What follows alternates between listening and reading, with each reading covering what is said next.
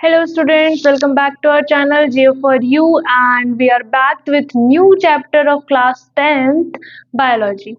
So our chapter name is How do organism reproduce? ये आपका biology का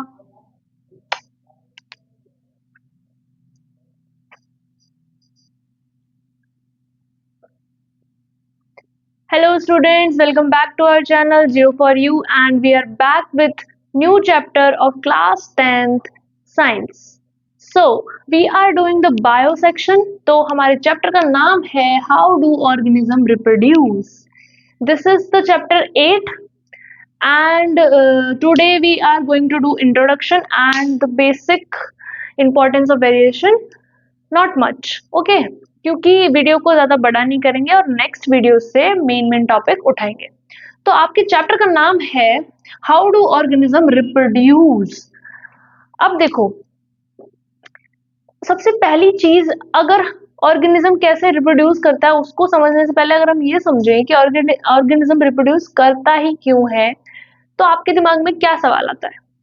देखो, अगर हम अपने नॉर्मल पॉइंट ऑफ व्यू से सोचें तो ऑर्गेनिज्म को रिप्रोड्यूस करने की ऐसी कोई बड़ी नीड तो है नहीं. मतलब ऐसा कोई वो criteria, reproduction is not the criteria of living, है ना.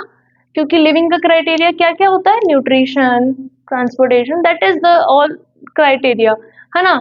लेकिन रिप्रोडक्शन भी हमारी बॉडी का एक प्रोसेस है, बट वो आपका लिविंग क्राइटेरिया नहीं है. मतलब आपको जरूरी नहीं है कि जीने के लिए आपको रिप्रोडक्शन की जरूरत है ही. तो फिर व्हाई डू ऑर्गेनिज्म रिप्रोड्यूस? चलो ठीक है, इसका जवाब आप सब लोग मुझे कमेंट सेक्शन में दोगे कि आपके according why do organism reproduces. Basically मैं अपना आंसर बताती हूँ. बेसिकली जो कि आपके एनसीईआरटी में भी है कि आपके ऑर्गेनिज्म जो रिप्रोड्यूस करते हैं दे वर नोटिस्ड, और जो रिप्रोड्यूस नहीं करते हैं उनको नोटिस नहीं किया जाता. जैसे आपने नोटिस किया होगा, जो ऑर्गेनिज्म रिप्रोड्यूस कर सकता है, वेरिएशंस ला सकता है, अपने जैसे न्यू इंडिविजुअल्स बना सकता है, वो ही ज्यादातर जाने जाते हैं. कोई भी एक स्पीशीज जिसके मतलब कोई भी ऑर्गेनिज्म जिसकी बहुत सारे और भी ऑर्गेनिज्म दिख रहे हैं, वो पर्टिकुलर एक स्पीशीज के अंदर आते हैं, तो वो नोटिस तभी हो पा रही है जब एक की तरह की बहुत सारी आइडेंटिकल चीजें, या आइडेंटिकल नहीं बोले तो सिर्फ सिमिलर चीजें काफी सारी हैं, इसीलिए वो नोटिस की जा रही हैं. लेकिन ऐसे ही कोई ऑर्गेनिज्म हो जो आपका रिप्रोड्यूस कर ही नहीं पा रहा, उसकी सिर्फ ये है कि वो एक सिंगल पीस ही है, उसके अलावा बाकी सारे अलग है. तो एक तरफ वो ऑर्गेनिज्म है, एक तरफ बहुत सारे ऑर्गेनिज्म जो काफी सिमिलर है. तो किसको हम लोग ज्यादा नोटिस करेंगे? उसको जहाँ पे बहुत सारे वेरिएशन है. सो और रिप्रोडक्शन इसलिए भी जरूरी होता है बिकॉज आपकी न्यू प्रोजेनी को चलाने के लिए, जो आपकी लाइफस्टाइल है, जो आपका इकोसिस्टम है, उसको चलाने के लिए तालमेल जो एनवायरनमेंट और हम क्रिएचर्स का है वो बना रहे, उसके लिए भी रिप्रोडक्शन जरूरी है. तो ऐसा कोई बहुत इम्पोर्टेंट प्रोसेस नहीं होता है और रिप्रोडक्शन, आप बिना रिप्रोडक्शन के भी जी सकते हो. बट ये नेचुरल थिंग्स हैं जो कि आपकी नोटिस ही की जाती हैं through the reproduction. Okay, so discussion का टॉपिक है ये काफी, और काफी डिफरेंट माइंडसेट से आप इसके डिफरेंट आंसर दे सकते हो. अलग अलग जगह पे, अलग अलग बुक्स में आपको अलग अलग आंसर भी मिल सकते हैं. It there is the possibilities. ठीक है. सो अब अगर हम बात करें कि हमने ये तो जान लिया कि क्यों रिप्रोड्यूस करते हैं, अब मैं अगर बात करूं कि क्या जो ऑर्गेनिज्म रिप्रोडक्शन होता है या न्यू प्रोजेनी बनती है वो काफी सिमिलर होते हैं, या वो आइडेंटिकल होते हैं, या वो सिमिलर होते हैं तो क्यों होते हैं? कितने सारे सवाल है ना. तो एक एक करके बात करते हैं. सबसे पहले मैंने आपको बोला कि आपका ऑर्गेनिज्म सिमिलर होता है या आइडेंटिकल होता है, पहला सवाल. तो सबसे चीज जो है इंपॉर्टेंट कि आपकी बॉडी में होता है डीएनए, और डीएनए किसके अंदर होता है? आपके क्रोमोसोम के अंदर. और क्रोमोसोम कहाँ होता है? न्यूक्लियस में. न्यूक्लियस कहाँ होता है? सेल में. सेल कहाँ है? बॉडी में. ठीक है. तो ये पॉइंट हम साइड रखते हैं. उससे पहले हम समझते हैं कि आपके आइडेंटिकल होते हैं, सिमिलर होते हैं. देखो, आपके सेल्स जो होते हैं they are similar but they are not identical, है ना. अब क्यों नहीं होते आइडेंटिकल? होते हैं some cases, rare cases are there, always exceptions are there. होते हैं, बट मोस्ट प्रोबेबली सिमिलर ज्यादा होता है। ठीक है, तो क्यों सिमिलर होता है ये हमको समझना है। देखो मेरी बात को ध्यान से समझना, इसके पीछे एक बैक स्टोरी ये है कि हमने देखा कि सेल के पास एक स्ट्रक्चर है जो कि न्यूक्लियस है। न्यूक्लियस के अंदर मैंने आपको बताया क्रोमोसोम है, क्रोमोसोम के अंदर बताया डीएनए। तो डीएनए वो यूनिट है या वो चीज है आपके सेल की जो आपकी एक बॉडी से दूसरी बॉडी में ट्रांसफर होती है जब आपका रिप्रोडक्शन होता है। तो ये डीएनए आपके जो बॉडी के फीचर्स हैं वो कैरी करते हैं, different features for the different DNA gene ये कैरी करते हैं। तो आपका डीएनए क्या करता है, कॉपी बनाता है अपनी जैसी। प्रोसेस होता है, बायोकेमिकल प्रोसेस होता है, उससे वो कॉपी बनाता है और कॉपी बनाकर क्या करता है, डिवाइड करता है। ठीक है, अब डिवाइड करने का प्रोसेस क्या होता है, जैसे ही डीएनए ने कॉपी करा, कॉपी करते ही वो क्या करता है, जो ओरिजिनल है उसको अपने पास रख लिया, और जो जो कॉपी किया है, जो बनाया है, सेम नंबर ऑफ क्रोमोसोम और सेम नंबर ऑफ डीएनए या जो भी है उसको आगे पास करता है या भेज देता है जो उसको प्रोजेनी बनानी है। लेकिन अब ये प्रोजेनी क्या सिर्फ डीएनए ही दे देगा, उससे काम चल जाएगा? नहीं। अगर मान लो कोई भी ऑर्गेनिज्म है, वो अपने डीएनए, दो डीएनए मतलब चार डीएनए, लेट सपोज चार डीएनए, बहुत सारे डीएनए होते हैं बॉडी में, लेट सपोज चार डीएनए है, उसने क्या किया, चार को कॉपी कर दिया, 8 कर दिया। अब वो चार डीएनए आगे ट्रांसफर कर रहा है।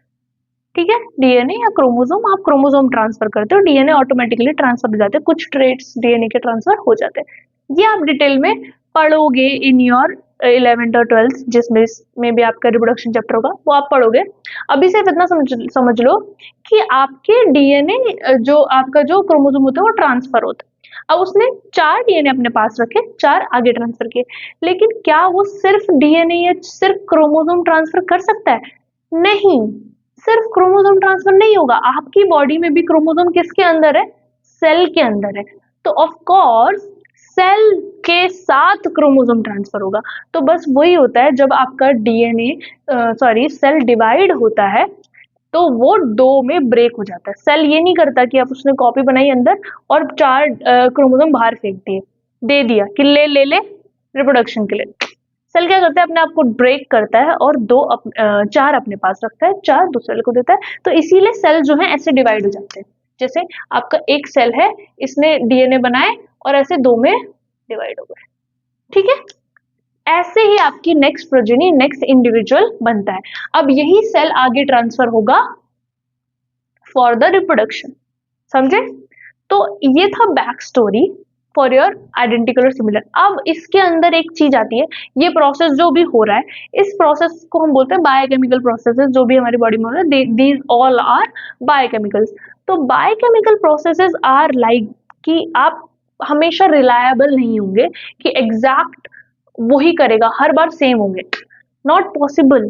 तो आपका डीएनए जब कॉपी होता है, जब आपकी प्रोजेनी आगे इनहेरिट ट्रांसफर होती है, प्रोजेनी सॉरी करेक्टर्स आगे ट्रांसफर होते हैं, आपका डीएनए आगे ट्रांसफर होता है, तो some amount of similarity in your body design, आपकी बॉडी डिजाइन में कुछ सिमिलैरिटीज आती है, not always identical.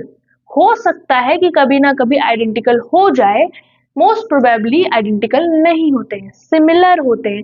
These are similar progenies. आपकी जितनी भी प्रोजेनी है, जो भी आपके पेरेंट्स हैं, आप उनसे कुछ कुछ सिमिलर हो, कुछ कुछ आप उनकी झलक आप में है, आप पूरे के पूरे उनके जैसे नहीं हो, है ना, और नहीं होते हैं। लेकिन आपको पता होगा ट्विंस का कॉन्सेप्ट, ट्विंस में दो बच्चे हैं। अब आपके बोलते हैं ना भाई बहन से आपके नैन नक्श और आपका थोड़ा सिमिलैरिटीज आ जाती है भाई बहनों से। कैसे आ जाती है? क्योंकि आप दोनों ही सेम पेरेंट के बच्चे हो, है ना, तो वो सिमिलैरिटीज आती हैं, आइडेंटिकल नहीं। और जो ट्विंस होते हैं दोज आर आइडेंटिकल, और वही एक्सेप्शन केसेस होते हैं कि जब बिल्कुल सेम चीजें जो है दो में डिवाइड हुई। इसमें ट्विंस का सिनेरियो थोड़ा सा अलग है, वो थोड़ा कॉन्सेप्ट अलग है। उसका कॉन्सेप्ट ये नहीं है कि वो दो सेल्स में डिवाइड हो ना, एक ही सेल था, उसने एक ही सेल को सारी वो डिवाइड की, लेकिन वो सेल आगे फर्दर दो में डिवाइड हो गया, और वो भी ऐसे डिवाइड हुआ कि वो टोटली प्रॉपर आइडेंटिकली डिवाइड हो गए, कि बिल्कुल सिमिलर आ रहे हैं। लेकिन आपने कभी नोटिस किया होगा ट्विंस में भी हल्का फुल्का फर्क होता है, हल्का फुल्का थोड़ा बहुत डिफरेंस, जो उनकी मम्मियां पहचान लेती हैं, है ना। हम नहीं पहचान पाते, पर एटलीस्ट मम्मियां पहचान लेती है कि ट्विंस। बिल्कुल सिमिलर तो ट्विंस नहीं आते, हल्का माइन्यूट सा डिफरेंस आ ही जाता है, क्योंकि आपके प्रोसेसेस जो होते हैं, जो आपका ट्रांसफर हो रहा है, दे आर समवेयर समहाउ थोड़ा बहुत ऊपर नीचे हो जाता है। तो ये थी पूरी स्टोरी कि आपका आइडेंटिकल होता है कि सिमिलर होता है, या डीएनए कैसे होता है, या आपका कौन सी चीज ट्रांसफर हो रही है, ये सब मैंने आपको एकदम एकदम अच्छे से डिटेल में बता दिया। अब हम पढ़ते हैं इंट्रोडक्शन। देखो ये इंट्रोडक्शन, इतना सारा मैंने इंट्रोडक्शन ही दिया है आपको, पर हम फिर भी इंट्रोडक्शन एक बार पढ़ लेते हैं। सो इंट्रोडक्शन है आपका, all living organism have the ability to reproduce. मतलब हम बेसिकली इस चैप्टर में ये पढ़ने वाले हैं कि आपके ऑर्गेनिजम्स जो है वो कैसे रिप्रोड्यूस करते हैं, क्या क्या प्रोसेसेस होते हैं, कौन कौन से यूनिसेलुलर में प्रोसेस होते हैं और मल्टी सेलुलर में कौन कौन से प्रोसेस होते हैं। ठीक है, तो मल्टी सेलुलर के अलग प्रोसेस होते हैं, यूनिसेलुलर के अलग प्रोसेस होते हैं, वो सारे प्रोसीजर हम समझेंगे। देन हम टाइप्स भी पढ़ लेंगे, और उसके बाद हम थोड़ा रिप्रोडक्टिव हेल्थ की तरफ भी बढ़ेंगे। इस चैप्टर में हम ओवरऑल रिप्रोडक्शन के बारे में पढ़ने वाले हैं। तो हमने ये देखा कि सभी ऑर्गेनिज्म जो है उनके पास क्या है, एबिलिटी, रिप्रोड्यूस करने की एबिलिटी होती है। ठीक है, so which means they can create new individual of their own kind. इसका मतलब क्या है रिप्रोडक्शन का मतलब? अब मैंने आपको रिप्रोडक्शन का मतलब तो बताया ही नहीं, पूरी स्टोरी बता दी, रिप्रोडक्शन का मतलब नहीं बताया। ओ सॉरी गाइस, तो मैं बता देती हूँ, सॉरी बता देती हूँ। रिप्रोडक्शन का बेसिक मतलब है, वैसे तो अब तो समझ ही गए होंगे, इतना सारी स्टोरी बता दी मैंने, कोई नहीं फिर भी बता देता। रिप्रोडक्शन का बेसिक मतलब क्या है कि कोई भी इंडिविजुअल अपने जैसा सिमिलर प्रोजेनी, सिमिलर इंडिविजुअल बनाने की एबिलिटी को रिप्रोडक्शन बोलते हैं। चाहे वो सिंगल पेरेंट हो, चाहे आपके डुअल पेरेंट हो, जो भी है वो उसकी एबिलिटी को बोलते हैं।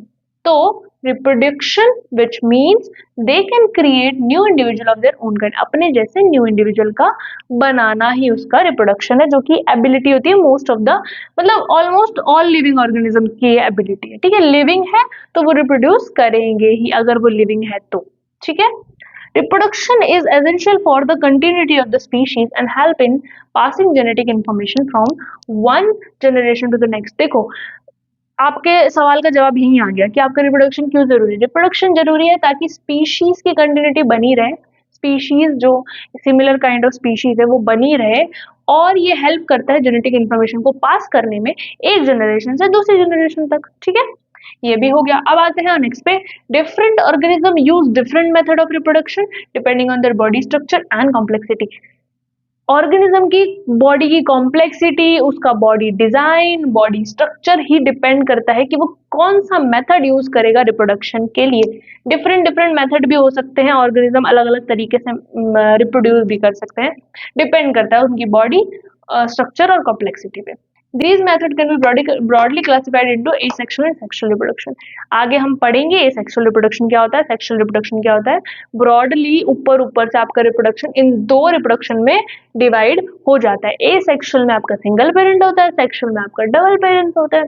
बस ये डिफरेंस तो मैंने ऊपर ऊपर से बता दिया, जब हमको उसको डिटेल में पढ़ेंगे तो हम समझेंगे भी कि एसेक्सुअल में क्या है, सेक्सुअल में क्या है। ठीक है, तो ये था आपका इंट्रोडक्शन, आपको इतना ही याद करना है, और इसके अलावा थोड़े बहुत एग्जाम्पल जो मैंने आपको स्टार्टिंग में बता दिए, या थोड़ा बहुत मैंने ये जो बताया आइडेंटिकल सिमिलर, ये सवाल आ सकता है, बहुत कम चांसेस होते हैं पर आ भी सकता है। तो इसको इंट्रोडक्शन को आप ऐसे ही समझना है आपको। ठीक है, तो एक टॉपिक है, बस ये टॉपिक मैं आज कराना चाहती हूँ, उसके बाद नेक्स्ट वीडियो से हम स्टार्ट करेंगे, नेक्स्ट पार्ट में हम स्टार्ट करेंगे।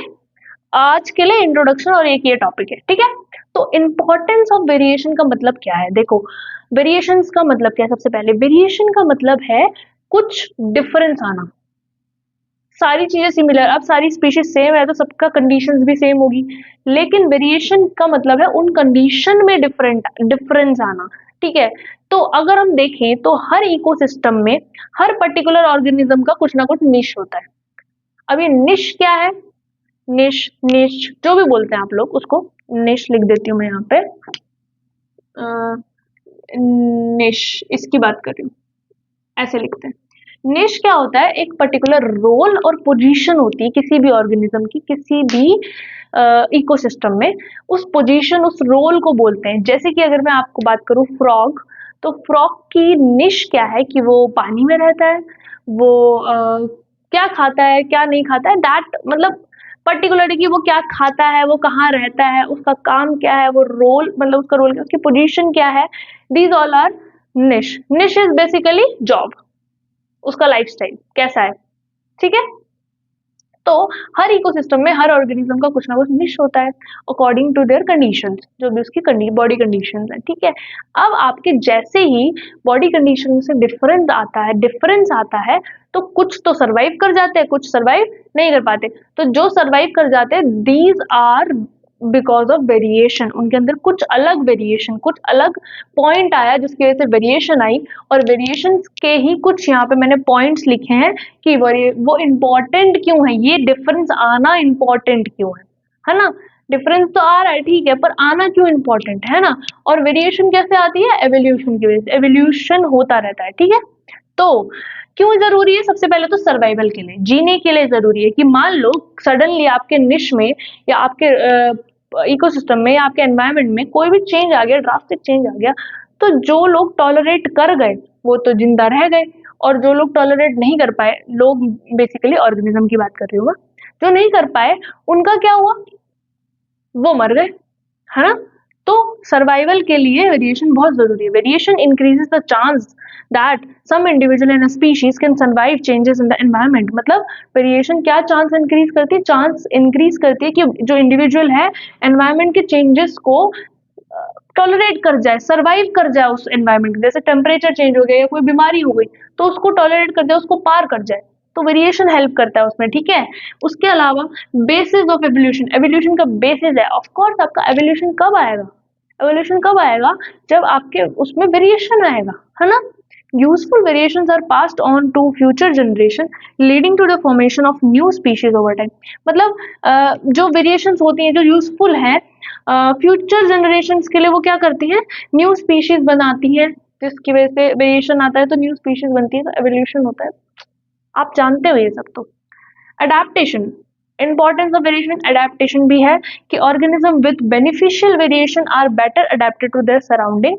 मतलब उनकी अगर उसके अंदर वेरिएशन है, कुछ डिफरेंस है, तो वो अडेप्ट कर जाते हैं बहुत जल्दी चेंजेस को, जो आसपास उसके सराउंडिंग में चेंजेस हो रहे हैं उनको अडेप्ट कर जाते हैं। एक एग्जांपल दिया है कि एनसीईआरटी में भी है कि अगर कोई बैक्टीरिया है developed resistance to an antibiotic due to the variation, they will survive while other die. मतलब अगर कोई बैक्टीरिया है वो एंटीबायोटिक को सर्वाइव कर जाए due to the variation, resistance बन जाता है वेरिएशन की वजह से एंटीबायोटिक को लेकर। मान लो कोई बैक्टीरिया है, आपने कोई एंटीबायोटिक दी, अब उस बैक्टीरिया को पता चल गया कि इससे मरते हैं, तो उसने अपने अंदर कुछ कुछ वेरिएशन आ गई, कुछ नए बैक्टीरिया जो है, नई प्रोजनी जो आई, उनके अंदर वो वेरिएशन आई कि जो वो उस एंटीबायोटिक को भी टॉलरेट कर पा रहे हैं, अब उस एंटीबायोटिक से भी नहीं मर रहे हैं। तो जिन्होंने सर्वाइव कर लिया वेरिएशन की वजह से वो सर्वाइव कर गए, नहीं तो बाकी मर गए। ऐसे ही एक एग्जांपल और है एनसीईआरटी का, ये शायद एनसीईआरटी का नहीं है, आई डोंट नो, मैं बता देती हूँ आपको। एनसीईआरटी का एग्जांपल है, वाटर में कुछ आपके बैक्टीरिया रहते हैं, है ना, और सडनली वाटर का टेम्परेचर जो है चेंज हो गया, काफी बढ़ गया या काफी घट गया या अकॉर्डिंग टू, अब जो इस चेंज को सरवाइव कर गए वो जी गए, तो उनके अंदर आ गई वेरिएशन, और जो चेंज को सरवाइव नहीं कर पाए दे विल डाई, ठीक है। तो ये था वेरिएशन। वेरिएशन इस इन 3 पॉइंट्स की वजह से ही क्या है, इम्पोर्टेंट है, ठीक है। तो आपके रिप्रोडक्शन में वेरिएशन बहुत इंपॉर्टेंट रोल प्ले करता है, तो मैंने आपको बता दिया। ये था जस्ट आपका इंट्रोडक्शन वीडियो। तो नेक्स्ट वीडियो से हम स्टार्ट करेंगे टॉपिक आपका कि आपका जो सिंगल ऑर्गेनिज्म है, बेसिकली एसेक्सुअल स्टार्ट करेंगे, एसेक्सुअल रिप्रोडक्शन क्या है वो स्टार्ट करेंगे, सिंगल ऑर्गेनिज्म किस किस तरीके से आपका रिप्रोडक्शन कर सकता है, ठीक है। तो मिलते हैं फिर नेक्स्ट वीडियो में। अभी के लिए इतना ही। आप चैनल को सब्सक्राइब करो, लाइक करो, शेयर करो, कमेंट्स करो अच्छे अच्छे। सो मिलते हैं नेक्स्ट वीडियो में नेक्स्ट टॉपिक के साथ। Tata bye bye, take care, thank you so much.